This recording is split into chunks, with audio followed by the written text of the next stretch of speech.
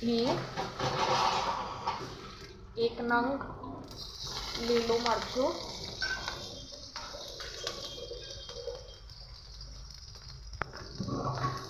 1 નંગ ડુંગળી,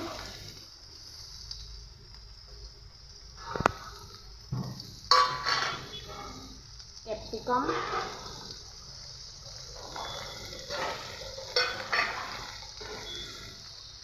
અને ટામેટું 1 નંગ.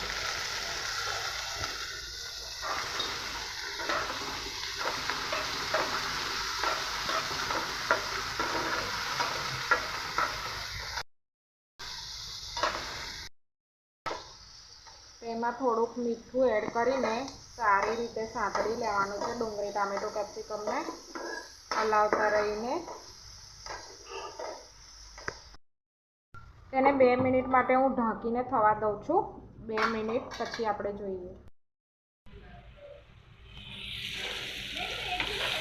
જો 2 મિનિટ તેને ઢાંકીને રહેવા દીધું, તે પછી તે સરસ થઈ ગયું છે. કેપ્સિકમ બધું ચડી ગયું છે અંદર, ટામેટું, ડુંગળી.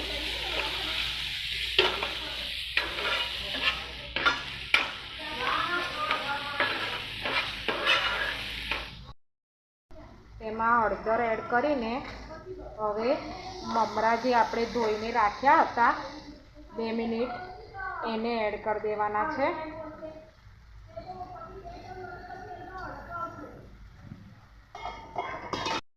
મિક્સ કરી લેવાનું છે. જો સારી રીતે અંદર મમરા મેં હલાવી લીધા છે સરસ.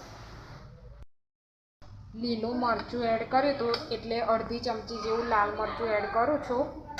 અડધી ચમચી ધાણા જીરું એડ કરું છું. અને તેના ચટપટા ટેસ્ટ માટે થોડું સંચર મેં એડ કર્યું છે. થોડો ચાટ મસાલો એડ કરું છું, તેનો ચટપટો ટેસ્ટ આવે તે માટે.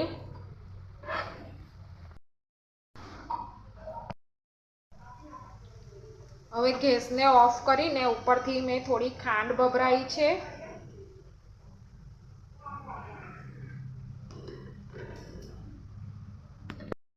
અને લીંબુનો રસ એડ કર્યો છે ઉપરથી.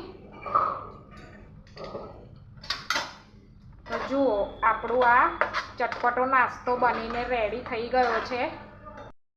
ઉપરથી ધાણા નાખ્યા છે મેં, તો જુઓ કેવું દેખાય છે, જોઈ લો.